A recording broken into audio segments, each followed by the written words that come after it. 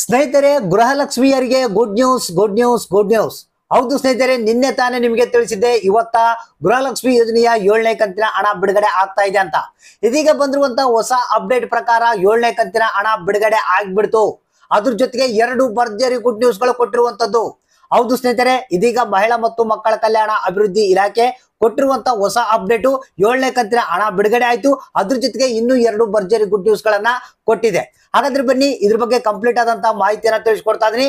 ಸ್ನೇಹಿತರೆ, ಇವತ್ತ ಏನಿದೆ ಮಾರ್ಚ್ 6ನೇ ತಾರೀಕು ಗೃಹಲಕ್ಷ್ಮಿ ಯೋಜನೆಯ 7ನೇ ಕಂತಿನ ಹಣ ಬಿಡುಗಡೆ ಆಗಿದೆ. ಇದ್ರ ಬಗ್ಗೆ ಕಂಪ್ಲೀಟ್ ಆದಂತ ಮಾಹಿತಿಯನ್ನ ನೋಡೋಣ. ಜೊತೆಗೆ 2 ಭರ್ಜರಿ ಗುಡ್ ನ್ಯೂಸ್ ಗಳಿವೆ, ಅದು ಏನು ಅನ್ನೋದ್ರ ಬಗ್ಗೆ ಕೂಡ ತಿಳಿಸ್ಕೊಡ್ತಾ ಇದೀನಿ. ಹಾಗಾದ್ರೆ ಗೃಹಲಕ್ಷ್ಮಿ ಯೋಜನೆಯ ಹಣ ನಿಮ್ಗೆ ಬಂದಿಲ್ಲ ಅಂದ್ರೆ ಈ ಒಂದು ಮಾಹಿತಿಯನ್ನ ನೋಡ್ಲೇಬೇಕು. 7ನೇ ಕಂತಿನ ಹಣಕ್ಕಾಗಿ ಯಾರ್ಯಾರು ಕಾಯ್ತಾ ಇದ್ರ, ಸೊ ಅಂತವ್ರು ಕೂಡ ತಪ್ಪದೆ ಈ ಒಂದು ಮಾಹಿತಿಯನ್ನ ಪೂರ್ತಿಯಾಗಿ ನೋಡ್ಲೇಬೇಕು. ಹಾಗಾದ್ರೆ ಬನ್ನಿ, ಗೃಹಲಕ್ಷ್ಮಿ ಯೋಜನೆಯ 7ನೇ ಕಂತಿನ ಹಣ ಯಾವ್ಯಾವ ಜಿಲ್ಲೆಗಳಿಗೆ ಬಿಡುಗಡೆ ಆಯ್ತು, ಎಷ್ಟು ಜಿಲ್ಲೆಗಳಿಗೆ ಬಿಡುಗಡೆ ಆಗಿದೆ, ಜೊತೆಗೆ 2 ಭರ್ಜರಿ ಗುಡ್ ನ್ಯೂಸ್ ಗಳು ಏನು ಅನ್ನೋದ್ರ ಬಗ್ಗೆ ಕಂಪ್ಲೀಟ್ ಆದಂತ ಮಾಹಿತಿಯನ್ನ ತಿಳಿಸ್ಕೊಡ್ತಾ ಇದೀನಿ. ನೀವೇನಾದ್ರೂ ಗೃಹಲಕ್ಷ್ಮಿಯರಾಗಿದ್ರೆ ಅಂದ್ರೆ ಗೃಹಲಕ್ಷ್ಮಿ ಯೋಜನೆಯ ಹಣವನ್ನ ಪಡಿತಾ ಇದ್ರೆ ನಿಮಗೆ ಒಂದೇ ಒಂದು ರಿಕ್ವೆಸ್ಟ್, ವಿಡಿಯೋನ ಮಧ್ಯದಲ್ಲಿ ಸ್ಕಿಪ್ ಮಾಡದೆ ಪೂರ್ತಿಯಾಗಿ ವಿಡಿಯೋನ ನೋಡಿ. ಜೊತೆಗೆ ಆದಷ್ಟು ಮಂದಿಗೆ ಶೇರ್ ಮಾಡಿ ಮತ್ತೆ ವಿಡಿಯೋಕ್ಕೆ ಒಂದು ಲೈಕ್ ಅನ್ನ ಕೊಟ್ಟು ನಮ್ಮ ಚಾನಲ್ಗೆ ಸಪೋರ್ಟ್ ಅನ್ನ ಮಾಡಿ. ಹಾಗಾದ್ರೆ ಬನ್ನಿ ಸ್ನೇಹಿತರೆ, ಗೃಹಲಕ್ಷ್ಮಿ ಯೋಜನೆಯ 7ನೇ ಕಂತಿನ ಹಣ ಬಿಡುಗಡೆ ಜೊತೆಗೆ 2 ಭರ್ಜರಿ ಗುಡ್ ನ್ಯೂಸ್ ಗಳು ಏನು ಅನ್ನೋದ್ರ ಬಗ್ಗೆ ತಿಳಿಸ್ಕೊಡ್ತಾ ಇದೀನಿ. ಹೌದು ಸ್ನೇಹಿತರೆ, ಇದೀಗ ಬಂದಿರುವಂತ ಹೊಸ ಅಪ್ಡೇಟು ಮಹಿಳಾ ಮತ್ತು ಮಕ್ಕಳ ಕಲ್ಯಾಣ ಅಭಿವೃದ್ಧಿ ಇಲಾಖೆ ಕಳಿಸಿದೆ. ಸ್ನೇಹಿತರೆ, ಇವತ್ತ ಮಾರ್ಚ್ 6ನೇ ತಾರೀಕು ಗೃಹಲಕ್ಷ್ಮಿಯರಿಗೆ ಭರ್ಜರಿ ಗುಡ್ ನ್ಯೂಸ್. ಏನಪ್ಪಾ ಅಂತಂದ್ರೆ ನಿನ್ನೆ ತಾನೇ ನಿಮ್ಗೆ ತಿಳಿಸಿದ್ದೆ ಇವತ್ತ 7ನೇ ಕಂತಿನ ಹಣ ಬಿಡುಗಡೆ ಆಗುತ್ತಂತ.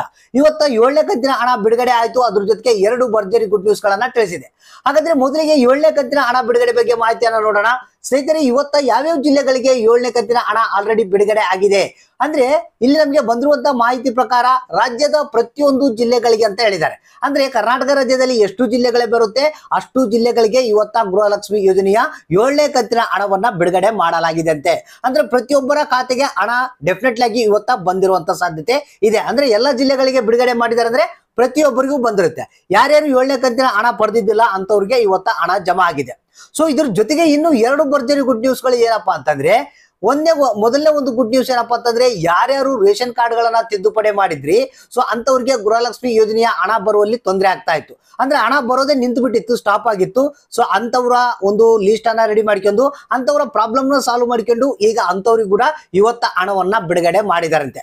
ಸೊ ಇದು ಮೊದಲನೇ ಗುಡ್ ನ್ಯೂಸ್. 2ನೇ ಗುಡ್ ನ್ಯೂಸ್ ಏನಪ್ಪಾ ಅಂತಂದ್ರೆ, ಇನ್ನು ಯಾರ್ಯಾರು ಈ ಒಂದು ಗೃಹಲಕ್ಷ್ಮಿ ಹಣ ಬಂದಿಲ್ಲ ಅಂತೇಳಿ ಮತ್ತೊಂದು ಬಾರಿ ಅರ್ಜಿಯನ್ನ ಸಲ್ಲಿಸಿದ್ರು ಅಂತವ್ರಿಗೆ ಇವತ್ತ ಹಣ ಬಿಡುಗಡೆ ಆಗಿದೆ. ಹೌದು ಸ್ನೇಹಿತರೆ, ಇದೊಂದು ಭರ್ಜರಿ ಗುಡ್ ನ್ಯೂಸ್ ಅಂತ ಹೇಳಕ್ ಇಷ್ಟಪಡ್ತಾ ಇದೀನಿ.